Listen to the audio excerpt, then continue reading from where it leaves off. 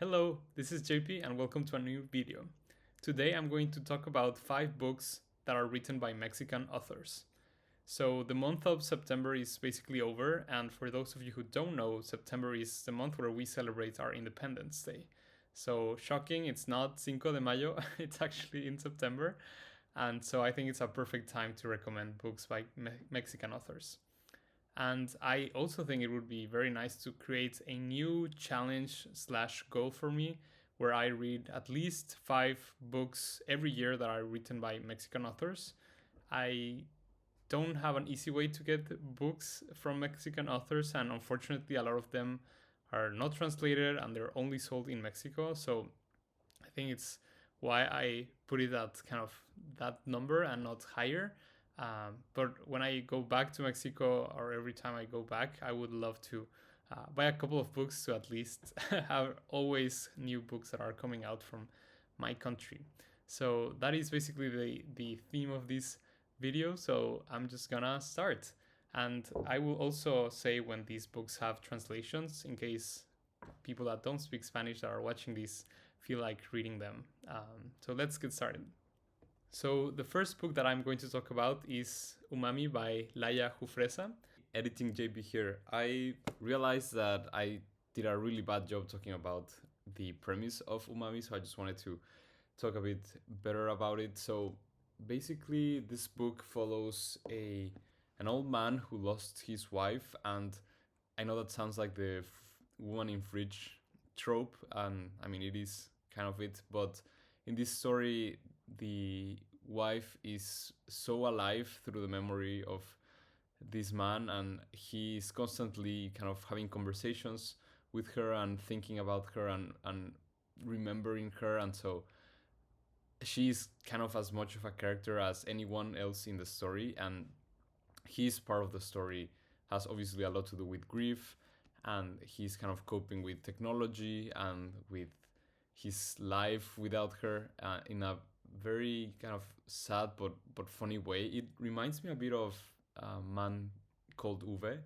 It is almost like a Mexican version of this grumpy old man character, but it's actually very tender inside, and he's hilarious. Like the conversations he has with his wife are so funny. I think they have such a wholesome relationship, and their marriage is obviously not perfect, but I think the way they talk with each other, the way they make each other laugh, and the jokes that they make is just amazing. So that part of the book, I think, brings a lot of life and comedy to the story, which I really enjoyed because again, there is a lot of grief discussed in the book. So his character is, uh, I would say, one of the two main characters, and then we have a young girl who lives in another of the apartments, and she also lost a family member very recently, or a couple of years in the past, and she's very interested in studying or taking care of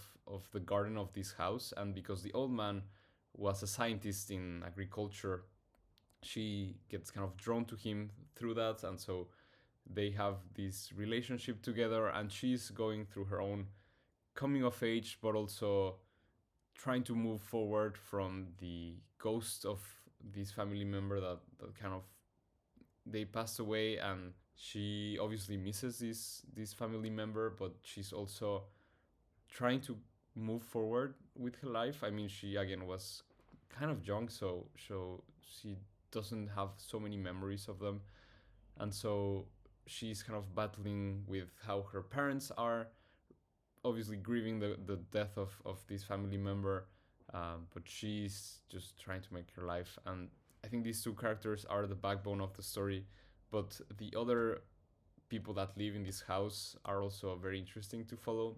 And so you have this kind of mismatch of neighbors that are all trying to move forward with their lives. They're all experiencing grief or loss in some way, or even just like abandonment.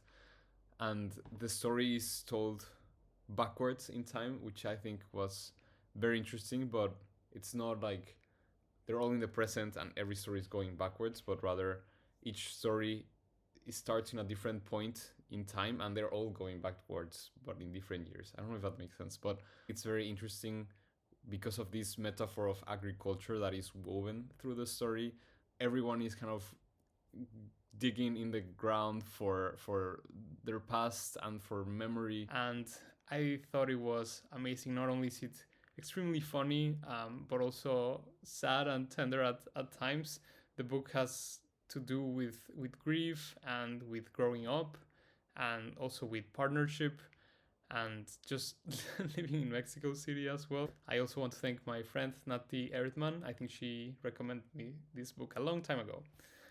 Anyways, digressed a bit, but let's continue with El Vampiro de la Colonia Roma by Luis Zapata. I think the translation of this is called The Vampire of Colonia Roma.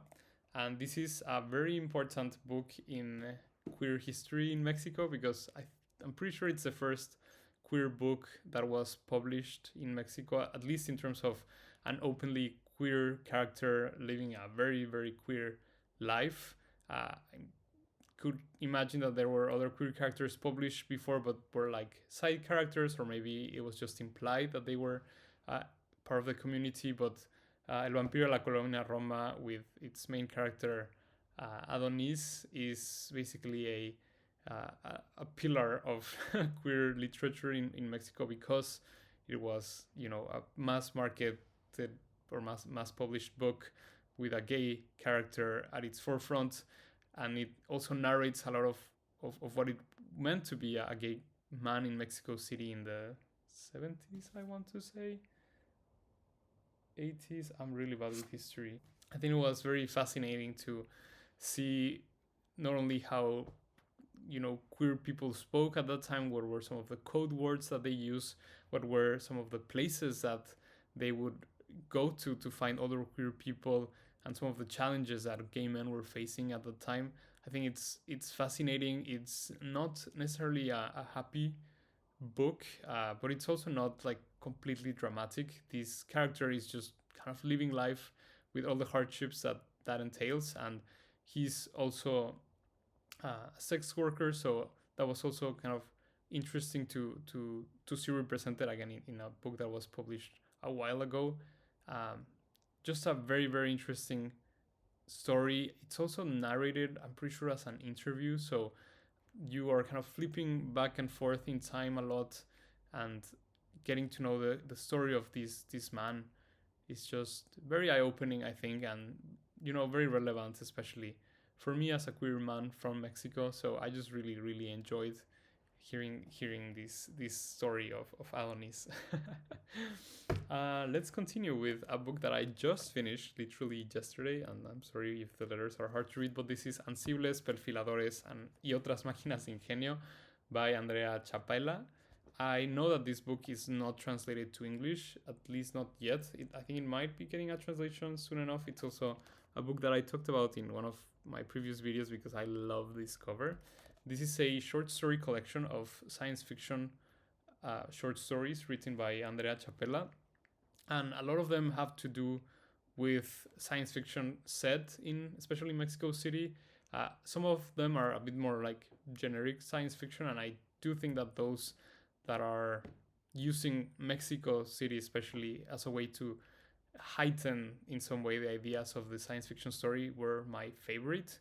There is one in particular that is set in a futuristic Mexico where everything is flooded and it keeps raining all the time. So every time it stops raining for a bit, people go out in their boats basically to explore a flooded Mexico City. I think it's very interesting because it's kind of playing on the city of Tenochtitlan and our history of building this city on top of a lake. So it's kind of interesting that in this post-apocalyptic world, we're kind of going back to that state of the city.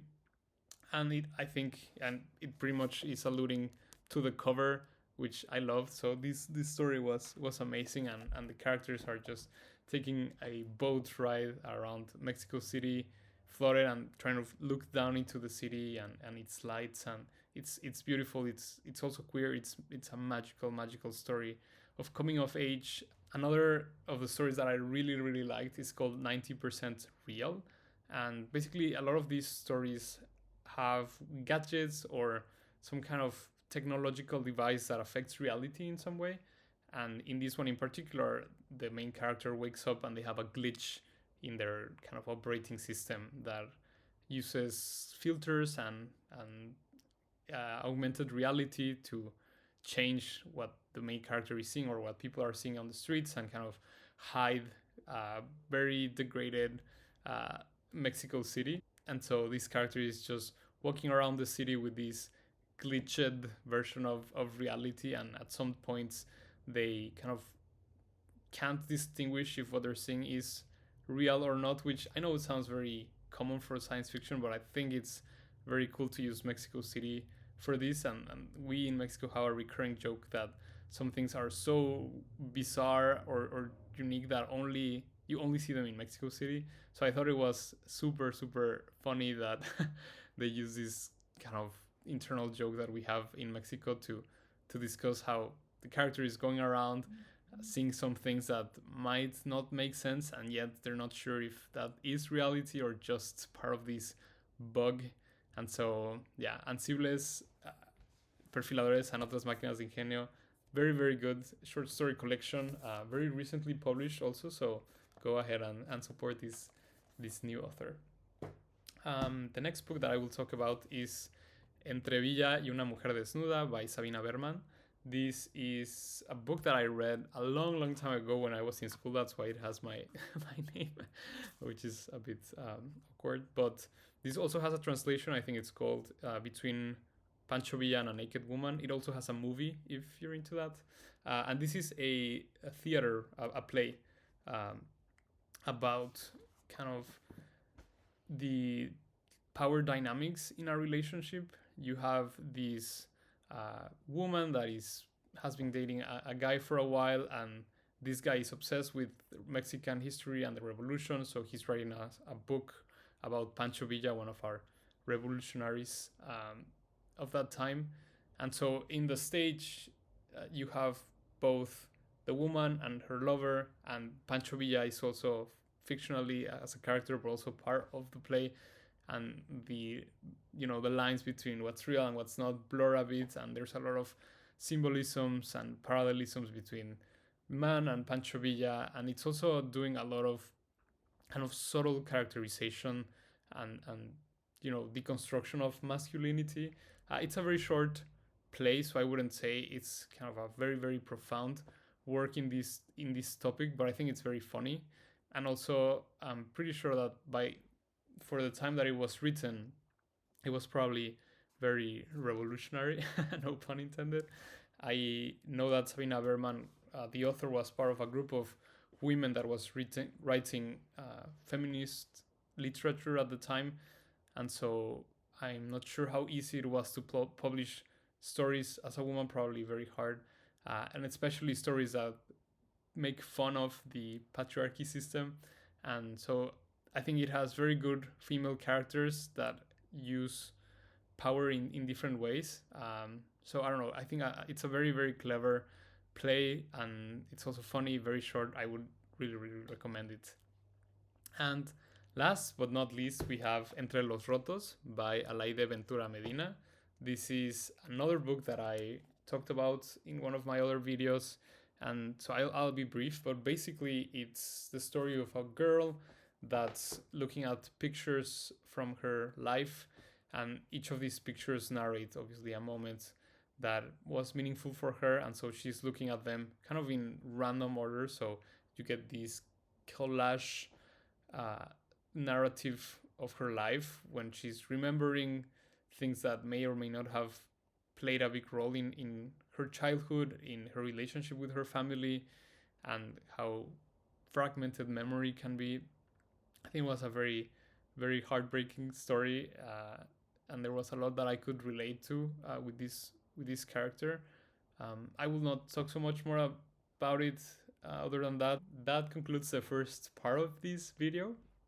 Now, I want to start this kind of challenge for myself where I read 5 books at least of Mexican authors every year. So next year in September, I will start this video by checking on these 5 books to see if I read them or not, and you know, recommending them or not, I guess, and picking 5 more books for the next year and so on and so forth. So that is going to be the new tradition for the channel, Mexican authors challenge or whatever.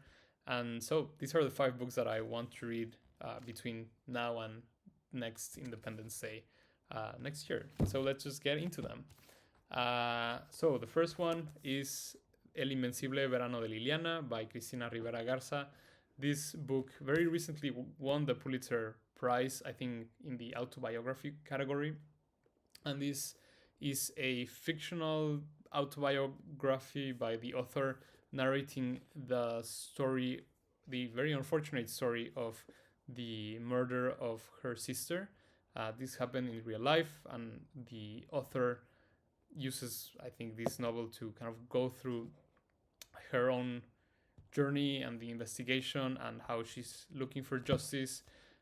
Sadly, feminicides are a very, very big problem that we have in Mexico at the moment. So I think this is extremely relevant, and especially because the author went through this in real life, I think there will be a lot to get out of this book, and I will assume it's heartbreaking in every way and very infuriating, but I think it's what we need for this kind of stories. So I'm very looking forward to this, even though I know it's gonna be a tough read.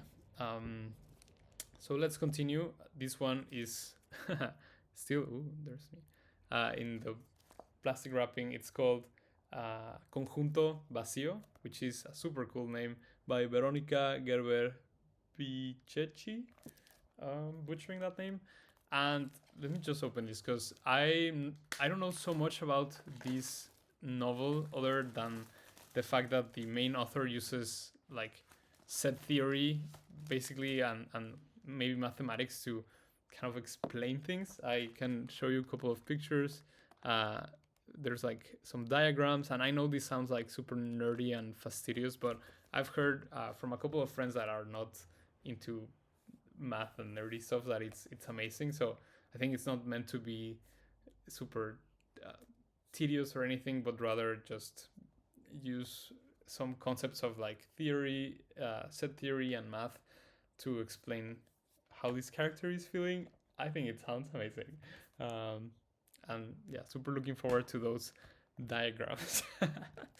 The next one is Fernanda Melchor's Temporada de Huracanes, hurricane season, very popular book. This is translated to English, and this is also about feminicides in the state of Veracruz. And I know that it has a component of a witch that is in this small community, and I don't know if it's a magical realism book, but I feel like using fantastical elements can be very smart in dealing with topics of violence. I know that it reminds me a bit of another book I read in school that's called El Mundo de Afuera, by a Colombian author, and it was also like it's called narconovela, so it's a novel that deals with narcos and that kind of violence in South America. And I thought that using fantastical elements to blend reality and try to make sense of the violence and I don't know, I thought it was brilliant. So I hope that this witch element to the story kind of pushes it in that direction. I'm not exactly sure. I know this is a very popular book and very tough, so I will very gladly read it. The next book that I want to read is Fruta Verde by Enrique Serna. I think this is a story, this is a queer story about a... The next book that I want to get to before next September is Fruta Verde by Enrique Serna.